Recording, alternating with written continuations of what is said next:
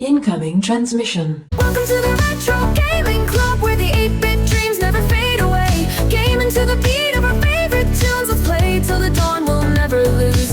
Neon lights shining, we're lost in the glow. In the Retro Gaming Club, let's go, let's go. At the Retro Gaming Club. Welcome, watchers of Illusion, to my Castle of Confusion on the 23rd of January. I'm looking at an arcade game, well, it's first arcade game in a while, actually. WWF, the arcade game, on the arcade. Because it was converted to many systems, including the PlayStation, Sega Saturn, the Sega Genesis, or Mega Drive if you're in the UK, like I am, like I said, the Super Nintendo. It was just, lots and lots of different systems, which we'll cover a lot of those as the channel goes on. But I thought we'd kick it off where we all began. Now, I'm going to tell you now, just for purposes, that I don't remember any of the combinations. I remember a couple, which is why I'm playing as the Undertaker, but I don't remember a lot of what to do. It's basically, if you think along the lines of Mortal Kombat, they went with combinations instead of pushing buttons. All I'm going to do is basically bash buttons and hope for the best.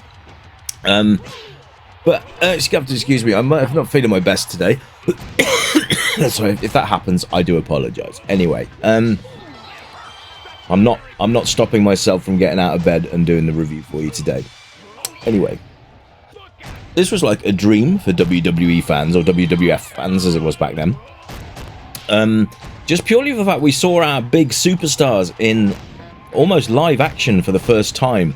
Prior to that, we had the Super Nintendo and the Mega Drive, Mega CD, with the LJN versions of their games called Royal Rumble, Super WrestleMania, Super Royal Rumble, and Raw, which at the time were very, very good games. I enjoyed them immensely. But this was a real step up. In fact, little trivia for you, that this was the game that actually made me the most excited to get a PlayStation over a Saturn. And it was all based off screenshots. So it goes to show, really, doesn't it, the power of media. That just the screenshots of this game. Because back in the day, you had screenshots and that's all you really had to go on. There was no YouTube, there was no video reviews. You had to rely on what was on TV. And that wasn't always, the best way of getting things. But I always assumed that this game would be basically like a digitized version of the SNES games, which, if you think in retrospect, would have been absolutely brilliant because, well, this is an arcade game, ladies and gents. Now, the last sort of arcade game we got for WWF was WrestleFest, which in itself is a bloody good game, which has also been reviewed by myself. Much earlier on in this channel's life cycle, by the way. But it's there. Go and have a look and see what you think. But anyway, so this is fully digitized wrestlers with sort of over-the-top maneuvers and techniques and wrestling. I say wrestling in quotations, really, because this really isn't much of a wrestling game. It's digitized wrestlers doing what they do, but a bit over the top. But it's good fun.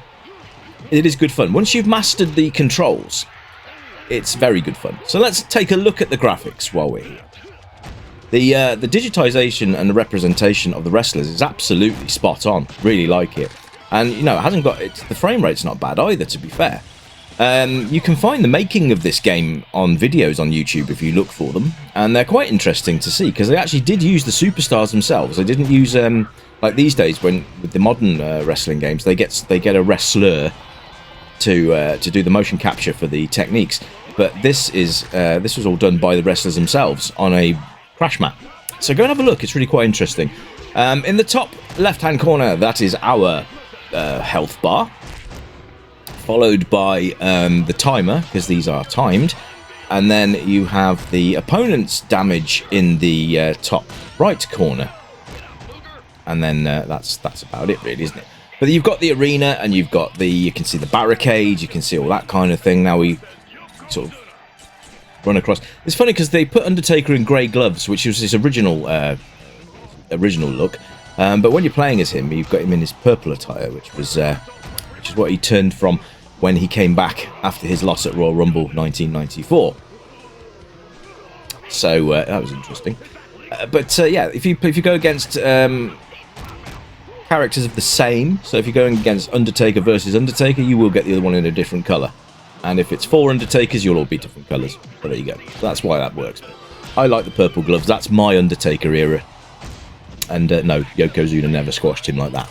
But there we go. But yeah, the roster is a little bit poo. It's only a few characters, which I think if they'd have added just a couple more would have been a bit more like a bigger game, I suppose. But I'm guessing they were testing the waters. I don't think they had much in the way of like a lot to go on, because arcade games, they were testing the waters with a wrestling arcade game of this caliber, I suppose. But yeah, a few more wrestlers wouldn't have done it any harm at all. But we got some of the big hitters. We've got the Undertaker, we've got Bret Hart, Shawn Michaels, we've got Doink the Clown, Bam Bigelow, and Lex Luger, which at the time was quite a big superstar.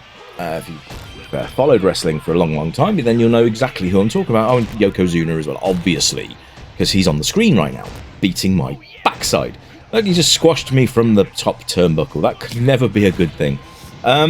So yes, they've all got special moves. They've all got sort of fatalities, if you like, but you'll need to know the combinations. You can find the combinations online, I'm pretty sure. But if you think Street Fighter type combinations of joystick and keys, buttons. So now you'll see that Undertaker is in his grey gloves there, and it's almost like the Undertaker versus Undertaker from SummerSlam. Yeah, exactly. So yes, anyone remember that travesty of a match? It was fun at the time, but never mind. I'm not talking like wrestling in games here today. But yeah. So small roster, but at the end of the day, it's a roster that works for me. You can still have some sort of dream matches if you've got a friend, because it's 2 players. You can fight against each other. Always a fun thing to do. You can practice the moves against each other, or if you haven't got any friends, which is a sad sort of statement, really, isn't it? But yeah, you missed, and so did I. Then you can always plug a second controller in, or hit player 2, and practice your techniques against the stationary opponent. I decided against doing that because, well, I'm stupid. But there you go. But yeah, so controls are fairly good, actually, I've got to say. Left and right, up and down will move your wrestler around the ring, obviously. And then you've got punch and kick, and then you've got power punch and power kick, which are basically the harder versions. So instead of hard punch, hard kick, medium, that kind of thing, you've got power punch, power kick, normal kick, and punch. And then you've got block. So to run, it's 2 buttons at once. It does. It sounds a lot more complicated than it is, but it works. For the sound of music, you've got all the wrestlers' theme tunes, although they only are sort of 20 seconds, maybe 10, 15 seconds of each theme. But it's enough to introduce the wrestler to the... Oh, like he was trying to change gears. So yeah, you get a good soundtrack. You get all the sound effects in as well. I think they've got wrestlers' sound bites as well from the actual wrestlers themselves, so that's quite cool as well. There's a lot going for the game. In fact, it's good fun. Oh, I just hit him on the head with the toe. Look at that! 3. I don't even know how I did that. Just bashing buttons and having fun. That's what this game's about. But yeah, sound effects and the music are really, really good, actually. With Vince McMahon on commentary like he used to be, which is probably my favourite Vince McMahon era before he turned into an utter creep. But there we go. Again, not talking wrestling politics in this video.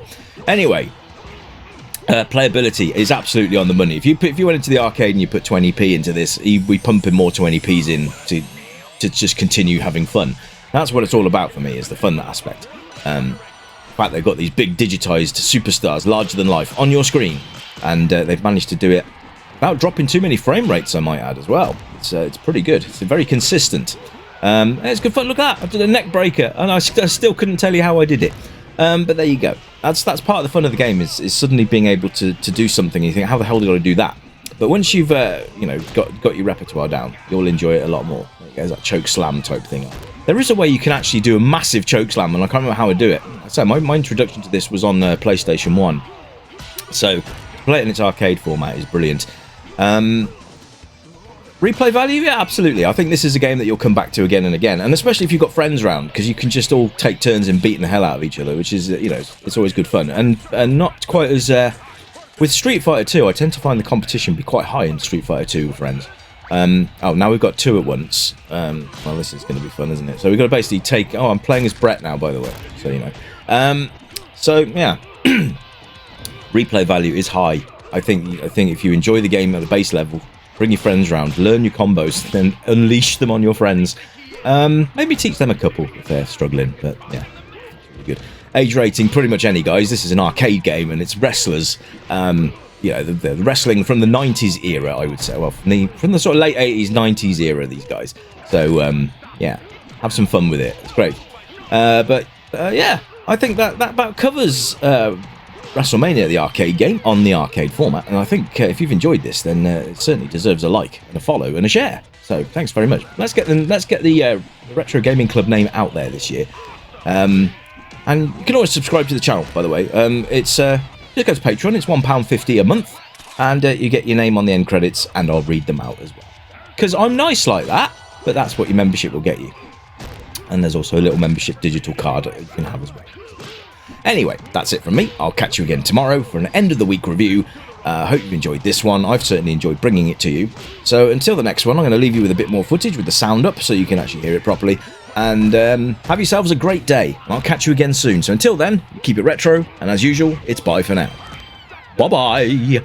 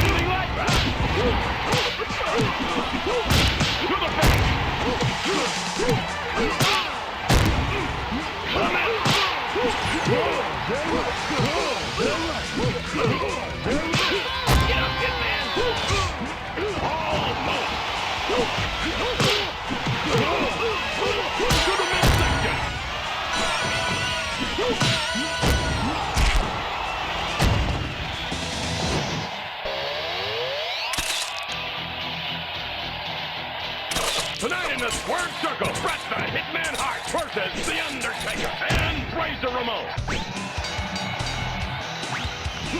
That was dumb. To the face. Look at this. Into the rope. What power? Oh my. Don't bother. I think I saw some teeth pop out.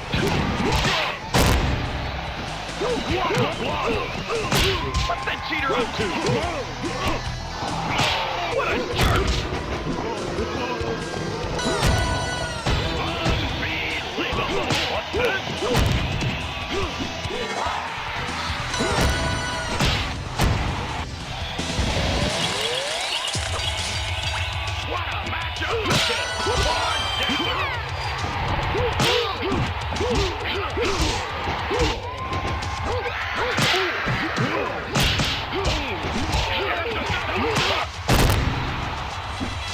What does he think he is?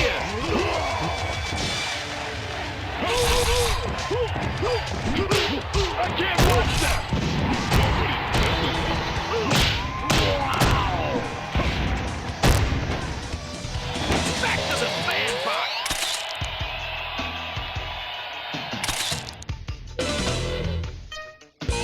Ramon. Tonight in the squared circle, Ramon versus Lex Luger and Bret the Hitman Hart. Into the rope. That wasn't even a challenge. Nicely done. To the midsection. Very impressive move by Lex Luger. I can't believe he pulled that off. There's the bell. To the face. What speed? To the midsection. No, wait, man, I got no. That was great. And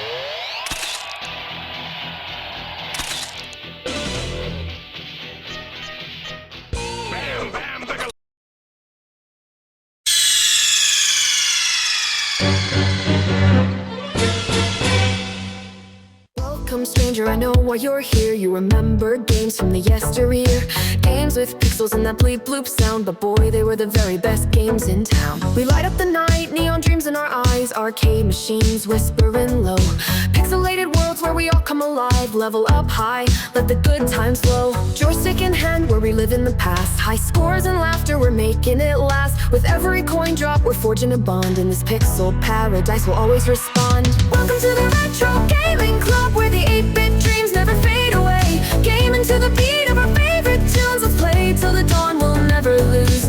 Neon lights shining, we're lost in the glow, in the Retro Gaming Club. Let's go, let's go. Flashback to battles, we'll play side by side, power-ups and hearts, love in disguise. We'll race through the levels, collect all the coins, in this timeless adventure we're waiting to join. Crashing 8-bit beats, igniting the night, from pixels to dreams we'll take flight. With every button pressed, our spirits ignite, in this retro wonderland everything feels right. Welcome to the Retro